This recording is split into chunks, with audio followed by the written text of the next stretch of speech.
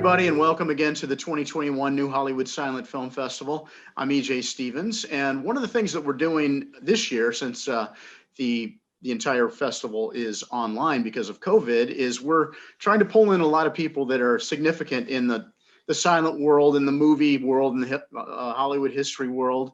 And to help us along with that, we've got the honor of chatting with my friend Steve Bingen, who known quite a while, and Steve is the author of several books, and we're going to talk about a lot of those. Probably my favorite is this Warner Brothers book, because, well, that's where Steve and I met, for one thing, and it's also where I met my wife Kimmy. And don't tell anybody, but that's actually where we got married. We snuck in onto the jungle and got married. So let's keep that between all 7 of us that are watching here. So Steve, thanks for joining us. Happy to be aboard. Yeah. You've always threatened to have me in your film festival, and I see you didn't dare actually do it until it could only be virtual. That way, you can keep me from making a live appearance, and I appreciate that. What you been up to during lockdown and everything? I was really lucky. I got a book contract a couple of days, literally before the world ended. So I've been able to pretend that that there's nothing wrong. I'm just sitting home and working on a book. The problem is it's hard to interview people. You can't visit archives. You can't go to your primary sources. You can just basically look online. So if my next book looks a little weak, we can blame COVID-19 for that. Most of my research was involved Google, apparently. I'm hoping before the publication date or before the manuscript is due that I'll be able to go out and actually talk to some people and dig around in some dusty vault somewhere. So Steve, I wanted to talk to you about, now you've written some of these great books about the physical properties, put that up here, the physical properties of the Hollywood studios. And I think your first one was MGM, which is, well, as we know, going back to, I think, 1915 with Thomas Ince, one of the guys we've been talking about quite a bit this week. Tell us about your books and how you got, well, first of all, tell us how you got interested in this subject in the first place. I guess I should probably confess something up front. If people are going to want me to give a lot of gossip about movie stars and interesting information about what happened to who, that stuff is fascinating, but everybody does that sort of thing. Right. When I watch an old movie, I want to look behind the beautiful people that are standing in the foreground and look at where they're standing. For some reason, that became a full-blown obsession with it. I didn't grow up in Hollywood. I grew up a long ways from Hollywood. And Hollywood to me always seemed like this magical, enchanted place, because you'd see movies where, Marion Davies or Jerry Lewis or Pee Wee Herman would go to Hollywood and they climb the fence and they discover all these eccentric people and see all these strange things going on and, false fronts and false people. And it just seemed like the most Oz-like Shangri-La, Camelot sort of place in the whole world. But like I said, I was more interested in the place itself than the people standing in front of those sets. I kind of felt like in Hollywood, in the movie industry, the product is not quite as interesting as the factory is. I felt like the factory is where the story was. I remember when I was a kid, I'd go to the library and I'd ask for a book about Warner Brothers. And the librarian would drag me out this big book about Warner Brothers. It was called The Warner Brothers Story or something like that. And I'd drag it home and I'd be so disappointed because it'd just be about the movies they made. And all the people that made these movies would say, "Oh, the studio was so amazing. It was the most amazing place I've ever seen." But there was nothing else about it. There'd be one aerial photograph of the studio with the camera up high from the Zeppelin or something, looking down onto the studio, and then they say, "It was a great place," but no one had ever written about the physical place. And I could never convince a publisher that there was a book in this. Oh, it sure. took me 10 years. 10 Wow. bloody fingernail scratching years trying to get a publisher interested. And myself and my collaborators on that book, Michael Tryon and Steven Sylvester, we couldn't convince them that we'd want to make something that was like a guidebook to, in the case of MGM, a place that wasn't there anymore. Who'd want to buy a guidebook to a place that wasn't there? But I wanted to make it literally like a tour of MGM. I wanted to print a map of the studio. And the publishers would never want to do this. I just wouldn't back down on it. I wanted to print a map of the studio with numbers going across the lot, and then a key where it corresponded to whatever department or whatever set or whatever crazy person was working in the spot where that number was on the map. So they could literally take like a virtual tour before such a thing was possible. What it would have been like to walk around an MGM in the 1930s or the 1960s. And, try and convince a publisher you want to make basically what effectively is a guidebook to a place that doesn't even exist anymore. It was a hard sell, to say the very least. But when it finally happened, when we finally got the book out on the stands, it was the closest thing to an international bestseller I've ever had. It went into like 4 printings, finally went out of print because I lost the licensing agreement for the stills. It did really well. It was reviewed in all the big papers and by all the big critics, and it really kind of launched my so-called career as an author, because I had this strange obsession with movie studios as physical places. And that's why I'm here today. Well, I completely get it, because I know we both spent a lot of time at Warner Brothers, particularly. I was also at Disney for a while, but I completely get what you're saying, because I think one of the coolest things a movie studio to me is the most interesting place on planet Earth. I mean, there's just so many interesting things happen at any given time. And I always felt like the best times I ever had on the lot were after it got dark, after working late, just walking, going through a sound stage, going through a back lot. I just think that's what really made me love studios so much. Yeah, is there anything better than that? Talk about ghosts. Is there any place more haunted? Oh, no place. Than a movie studio in Hollywood, for heaven's sakes. Especially Stage 4 at Warner Brothers, right? I think probably, there's probably not an inch of Warner Brothers that doesn't have a ghost. And, I'm talking about actual apparitions, but I'm also talking about the ghosts of all the movies shot there. Exactly. You've got, even if you've never been to a place like that, when you walk around, you feel like you've been there your whole life, because of course we have. We all grew up there. We all spent enormous amounts of our time wandering these streets and standing in front of these phony facades and watching our heroes kill people or make love to people in front of those facades. How romantic is that? And it's incredible. People never got it. I like to think that if I did anything and if I have any legacy, it's going to be the fact that, I pointed out that that studios really are fascinating and romantic places, not just for movie maniacs like you and I. For all of us, there's something very basic and something very primal about a physical piece. That's why I think we need to do everything we can to protect the studios and the studio backlots that are still here from the maniacs that are wearing the suits and pulling down the big paychecks there. I agree completely.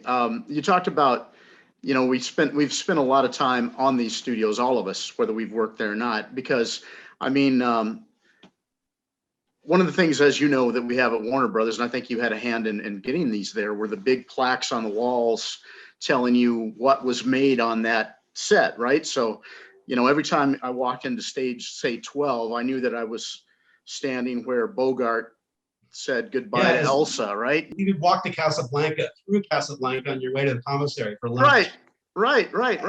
It's funny, those plaques. I took a corporate tour out, which included the president of the studio at the time. And, he was talking. I was basically just a golf cart driver, but I was there as a consultant. And someone asked him about the plaques. He said, "Oh, yeah, that represents every movie that's ever been made inside that stage." There's 40 names on the plaque, but for every name on the plaque, there's probably 400 or 4,000 movies that shot in whole or in part inside there. And it's sad that the president of the company hadn't figured that out. Yeah. So your first book was MGM. I got a personal story about that I think is kind of cool. So you did make this map, which I think is awesome. They made a map of Culver City, of all the backlots of MGM at the time that are now condos. Okay, which is really sad. But what I found out, which I think is cool, my wife Kimmy, before I knew her, she actually lived in one of those condos right on, I think, backlot number 3. So my kids, my stepkids, and Jefferson. So Overland. They were born in where those ghosts are. Their first home was basically at and I'm forgetting the name of it, but Raintree. How great a pedigree is that? Yeah, I mean, Yeah. my kids were actually basically, I could almost say, born on the MGM lot, and they Yeah, grew it's up on true. It's the true. Warner Brothers lot, which is really Think about the really kids amazing. that are playing in those streets there now. Yeah. Do you think they have any idea how romantic a place that is? They probably haven't. They've probably never seen any of these movies. Right. And if they had, they certainly wouldn't be able to connect it to the, their front yard and the driveway going out to, the residential street. So there's a complete disconnect there.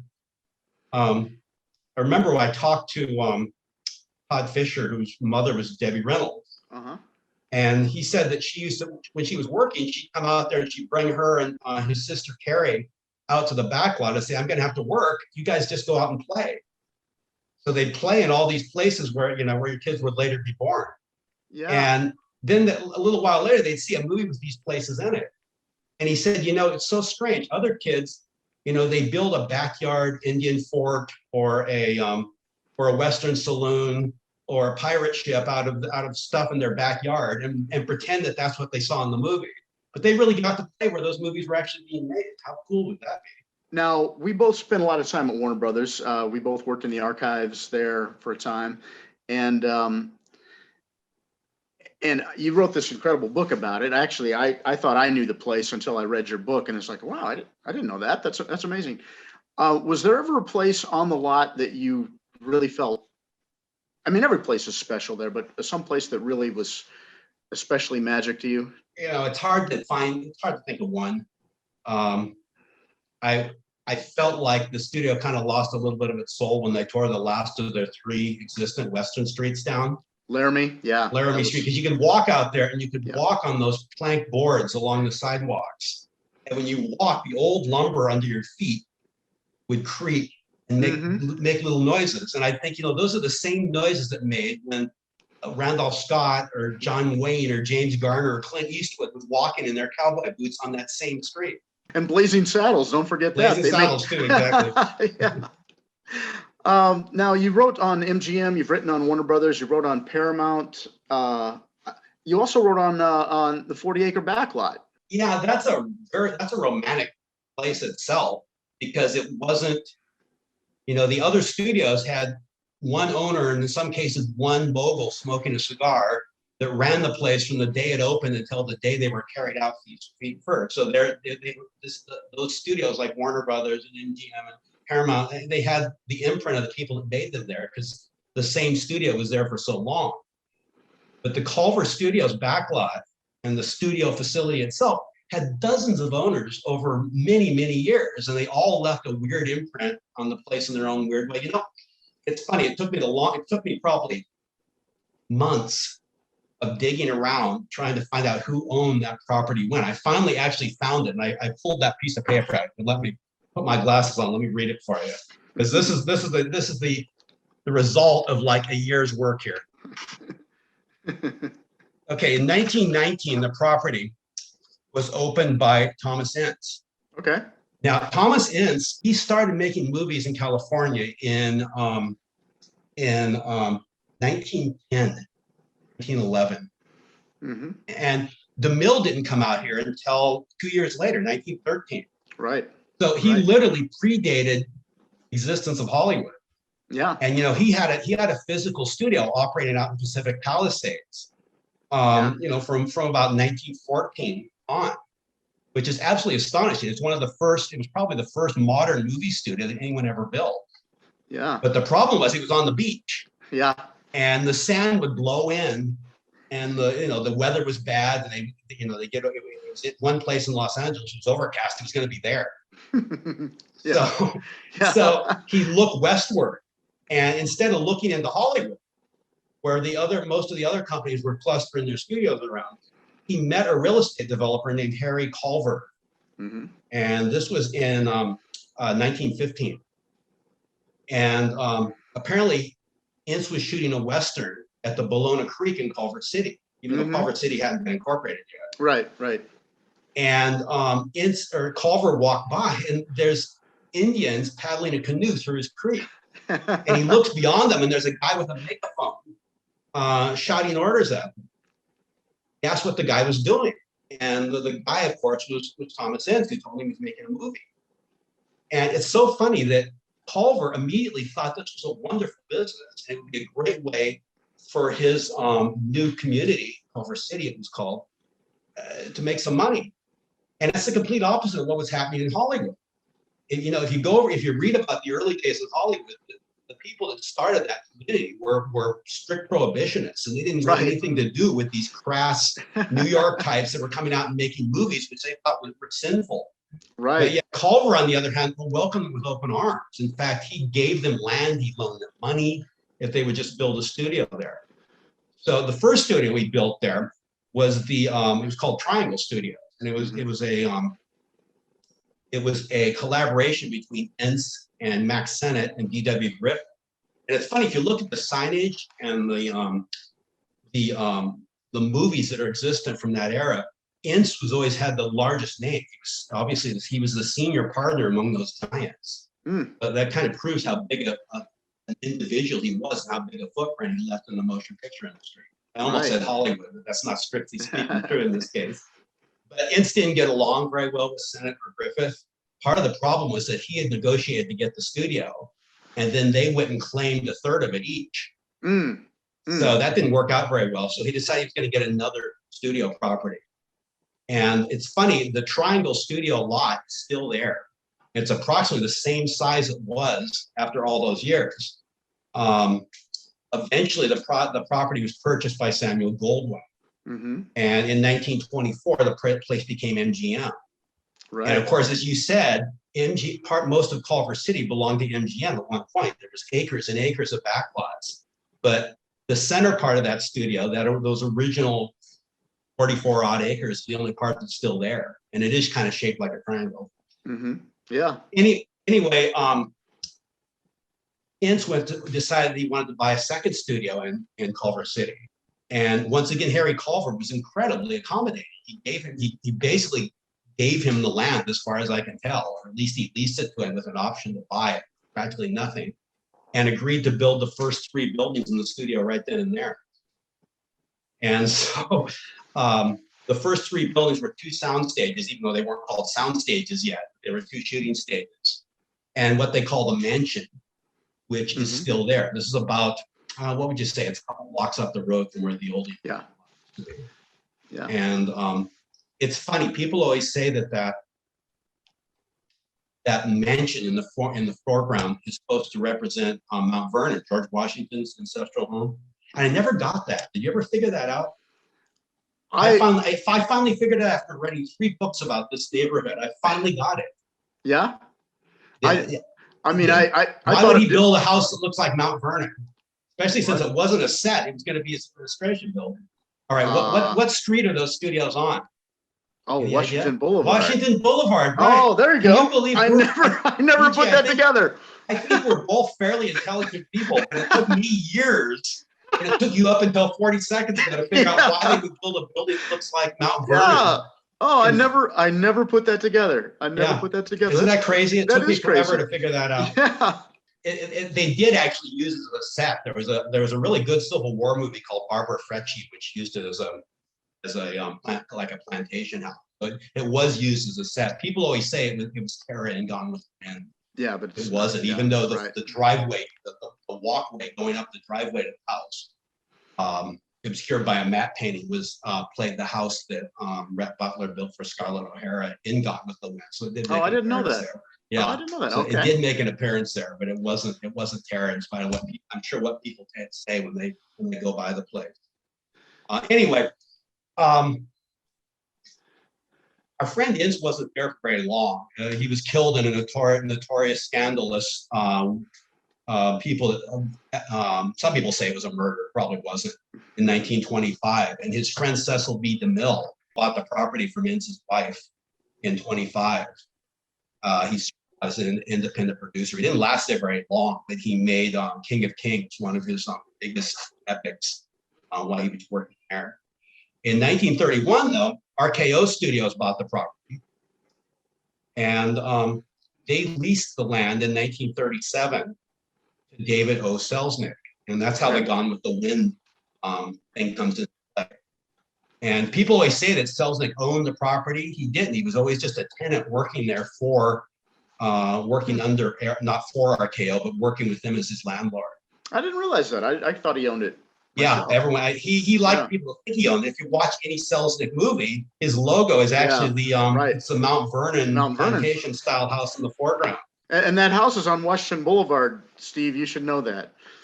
Yes, exactly. On Washington Boulevard. Thank you. You see the light bulb appear above my head. Maybe you can superimpose it later. Anyway, Selznick was there on and off basically for the rest of his life, although he leased less and less of the property until towards the end he was down to a couple offices there.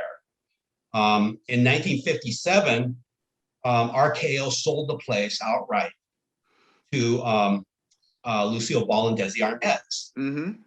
And so Desi Lou used as one of their 3 studios, hundreds of TV shows, and they rented it out for feature films and built new sets there for a long time. But they didn't do very much to maintain the property. By the time they sold it, especially the sets on the back lot, just crumbling apart.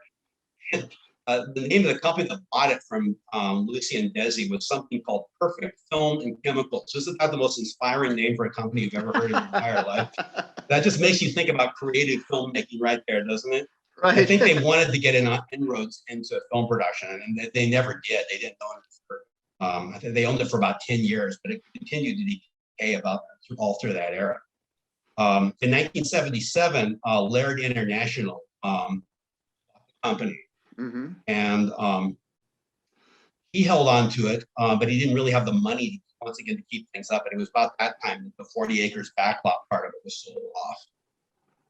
In 1986, television producer Grant Tinker bought the place. He was married to Mary Tyler Moore, and he was coming off a bunch of hit television shows, and none of them happened. Like his luck just bottomed out when he bought the studio. He couldn't get it. He couldn't keep anything on the air for more than a few weeks. In 1991, Sony Pictures bought the studio. Right. In 2004, Lehman Brothers bought the studio. We know how well it worked out with them. In 2008, an investment company, Active Capital, bought it from the bankrupt and disgraced Lehman Brothers, and they still own it. But in 2017, they leased about 90% of the space to Amazon. So Amazon, the studio where Barbara Frecci was made in 1924 is now where streaming media is being made for the 21st century. So we literally have, I mean, think about it. We literally have the same stages where Cecil B. DeMille worked. That's now where they're making things that are going to be streamed through cables into your, through the internet into your television set. So you've got cutting technology then and cutting technology now in the same 4 walls of these old sound stages on the back of that studio behind that mansion. Unfortunately, a lot of these sound stages are no longer there. Yeah, Amazon tore them all down. Probably 60% of the lot. Isn't it amazing how these buildings, like at Warner Brothers, which of course that was actually not a Warner Brothers lot. The one in Burbank, that was First National originally, and when those stages were built, they were called stages. They weren't called sound stages because it was in the silent era. There was no sound. About it. Right? I had to catch myself a couple times. And I've noticed people that know more about this than I do referring to them as sound stages too. Yeah, it's just so amazing that these buildings that weren't even made for sound films are still being used for production to this very day. Yeah, I think that's wonderful, and I think that's the future of our industry. If it's going to have a future that coexist side by side with the ghosts of its past, I think this sort of thing needs to happen. Yeah. People sometimes say, do you feel like there should be legislation, state legislation making certain stages or certain sets giving them historic designations? Part of me says, oh, absolutely, what a wonderful idea, but it doesn't work because the studios, in order to be able to use these things, have to be able to tinker with them and change them and soundproof them, and so it has to remain fluid in order for the people that control the purse strings in Hollywood to find these places still viable and continue to use them. The movies that we talk about and love, they don't watch these films. They've never heard of the movies and most of the movies that their studio's making now. So you have to train these people in the fact that it's not only vital to preserve the movies themselves, spend the money to, get these films transferred from nitrate and get them restored and and remastered. But the places where those movies are made are just as important. You're absolutely right. And think about, as we both know, Warner Brothers, the tour department is such a big, huge cash cow now for the studio. Well, non-pandemic times, it's a big cash cow.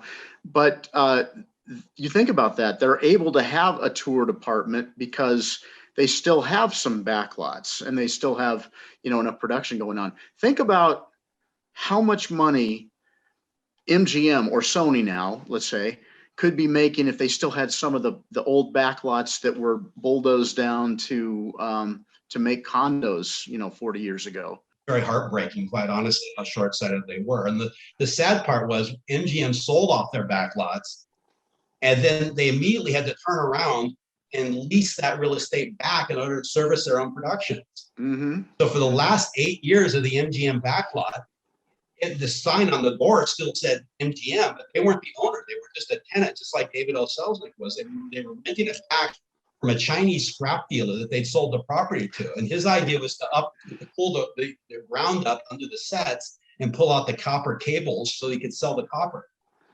Yeah. And the studio sold it for pennies on the dollar. They could have probably made back what they sold that property for, and just by renting those sets out.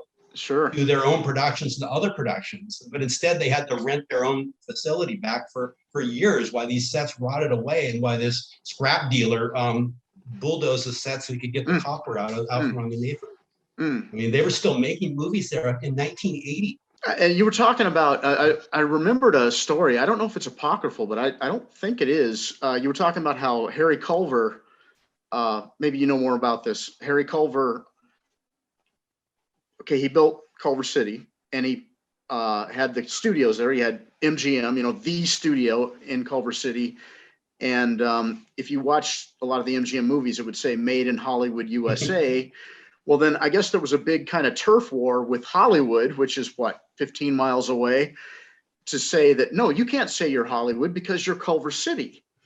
And there was actually a plan at one time for Culver City to change their name to Hollywood. Yeah, that's all very true. I wish they would have, quite honestly. Yeah, no. If I recall, Hollywood and Culver City eventually got together and literally buried a hatchet at Grauman's Chinese Theater. Yeah, they buried the hatchet said they weren't going to fight about it anymore because they figured it was probably good publicity for both of them ultimately. Right. So, but yeah, that's all true. What's also true and very sad is that Harry Culver lived long enough to see all this happen. And he was so frustrated over the fact that that thousands and thousands of movies coming out of the American film industry were marketed as being made in Hollywood, and his name was nowhere on them. Mm-hmm. He felt so terrible because he felt like he was the only early person from the LA establishment who welcomed the movie industry to Southern California anyway, and yet they never used his name. They seemed embarrassed by it. And when he died, he suffered a stroke, and they brought him to a hospital where he passed away. And guess what? The hospital was in Hollywood. So Steve, what's your next project? I've got the book I've been working on post-pandemic has been kind of a return to the gates of MGM. Mm-hmm. Like I said, the first book did so well. The other books did pretty well, actually, but it's been diminishing returns. And so my publishers kept saying, well, why don't you write something else about MGM? That was a bestseller. And I was like, oh, I've been there and I've done that. What else can I do? And I just write the same memoir about some spoiled movie star that everyone else was writing that worked there. Finally, they said, well, anything you can think of about MGM that you think might be interesting. And I thought about it for the longest time, trying to find a way to just say no. I've already been there and done that. Mm-hmm. Finally, I thought, what would be kind of fun would be to talk about, I talked about the studio from inside the gates. And I got very physical and very literal about what is inside the gates. Maybe I should talk about it from outside the gates. So my next book is kind of an attempt to show MGM, Hollywood in general, but MGM in particular, through the perspective of popular culture and its effect on its kind of ripple effect through culture and what the studio has meant to people, mm-hmm. and what it's meant to other businesses and to other people in Hollywood, people that have never been to Hollywood, and people like me that grew up watching that lion roar, mm-hmm. and thinking about how romantic it seemed. I kind of want to contrast that with the reality, what really did go on Sure. that gate, those gates. Sure. So it's kind of, I'm hoping it's a different perspective that no one has ever did on a movie studio before, or on an industry, at least an industry important as the entertainment industry. You know, we were talking about how much it's affected our lives. All Just right. today, I got a letter from someone who said they want to, when they're going to out in LA, they want to go to the spot where Gene Kelly danced in Singing in the Rain. Mm-hmm. They need to know exactly where it was. Mm-hmm. There anymore. There's houses over there. Yeah. And but he couldn't trace it from my map. So I had to circle an exact spot where the where that lamppost was. Gene Kelly was hanging off of. He says he's going to go there and hold a pilgrimage. And I thought, that's the sort of person that might actually buy my book. Yeah, yeah. I bet there's probably half a dozen others out there that will do. So I'm thinking that with a few more fans like that, I'll get into double-digit sales.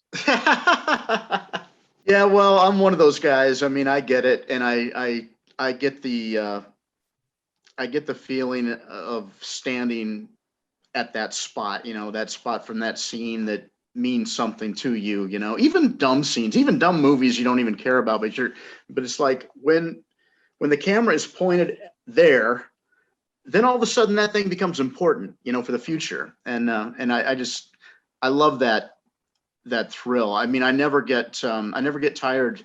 Even after all the years I worked at Warner Brothers, I would still get giddy every time I drove through the gates, you know. And I was actually there yesterday. I hadn't been there since before the pandemic, and I'm just like, yeah, this is a special place, and all studios are, I think. Well, we realize that, and since, like you said, there's thousands and thousands of people that take their public tour every year, so it must be a special place to them as well. Mm-hmm. Just a matter of convincing the people that pay the guard that stands at the gate that it's a special place, and pay the people that are shooting there, and the people that work there, and people that work in the offices, and that slop the food onto the trays in the cafeteria. Yeah. Sometimes understand it better than the people who could actually do something to preserve these places. Yeah, I think we've talked about that before, that oftentimes if you wanted to know what was going on at the lot, you'd ask the guys giving tours. You wouldn't ask the executives. Yeah, they would have no idea. I can't Yeah. tell you how many times there's been, executives who are mad because they had to give up their parking spot that day because they were filming in that spot where they parked their expensive cars. Like, what are they doing having production here? I've never heard of such a thing. How dare they? Exactly. Well, Steve, it's been great talking to you. Your books are fantastic. We'll put your information up on screen so where the people can find your books. You said you had an author's page on Amazon, correct? Yeah, but you can type in MGM or Warner Brothers or Paramount, and I'm usually one of the first or second book that comes up on Amazon, so I'm not too hard to track down. Okay. Well, it's been great seeing you. Hope to see you pandemic in the rearview mirror, and yeah, this has been great. Good talking to you. And let's go to Warner Brothers sometime and have lunch in the commissary. Yeah? Let's do that. All right. Thanks so much. And thank you all for watching. And thank you for being a part of the 2021 New Hollywood Silent Film Festival.